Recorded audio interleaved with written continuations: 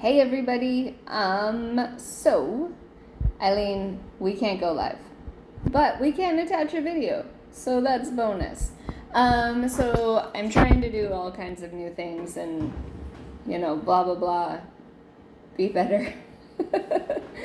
So, being better, I've been trying to post after every meeting. I've been trying to post in school a little bit of things that we learned. And so this time I wanted to go live, but it won't let me. So I'm just going to do a video and then I'm going to upload it because they'll let me do that. So, in school today, we talked about self-care. We really missed Ellie. Ellie runs the Best Oasis about self-care and really taking care of yourself. And she had to step away because she needed self-care, which is great. Like sometimes we have to take a pause inside of what we're doing. But it really got everybody in the room discussing what does it mean to self-care and how it's not normalized. Eileen said that she's like, we really need to make it to where it's normal, but really we turn it into a 4-letter word, right? Like, I know there's a lot more letters. Don't get at me, Sarah.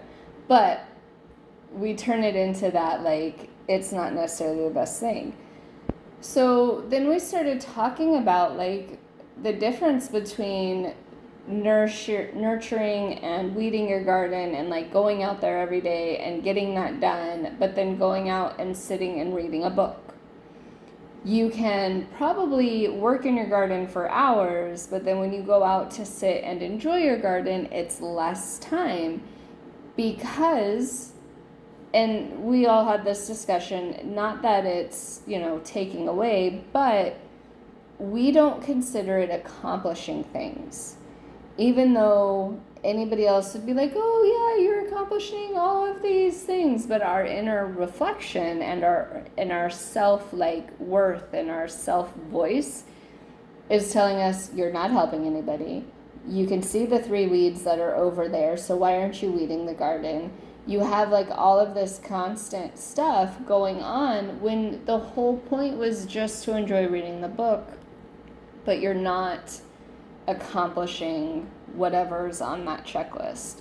So we talked about okay, great, I love gardening, other people hate it, so gardening's my hobby, so it's not necessarily a chore, but it is a fun little task that I do for my hobby. And then differentiating, okay, well now I've nurtured and made a beautiful garden, so now I should be able to just sit out and enjoy the hard work. For me personally, we started talking about going to a party and enjoying a party, and I don't know how to sit during a party. You guys would not know this, but I am not friendly, and I just sit in the background and clean.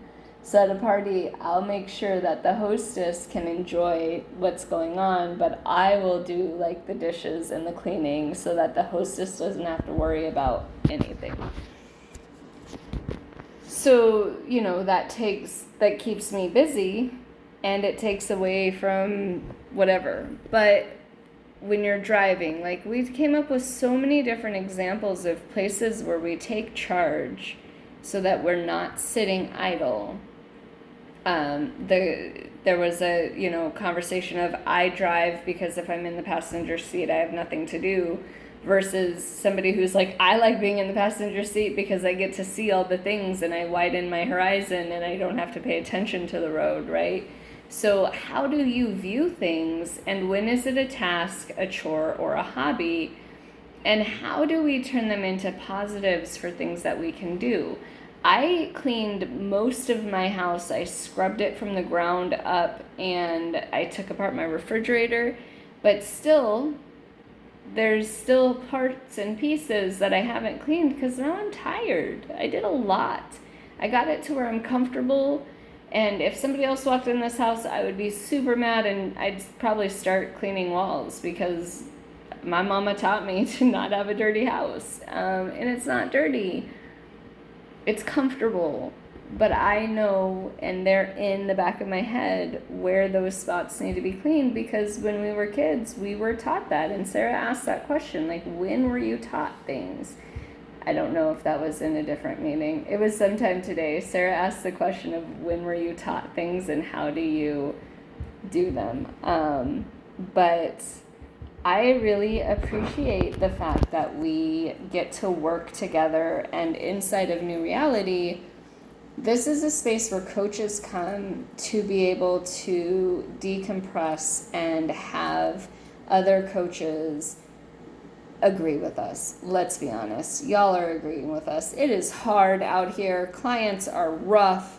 Marketing is awful. Speaking of which, Sarah and I have a marketing thing coming up, so look out for that. But it's rough out here. So it's nice to be able to come into a room and self-care. The fact that yesterday we talked about, like, was it trust? We talked about something with clients. Oh yeah, it was trust. How clients trust you. And there were so many points of view in there. I did post in school, so go see that post and like it.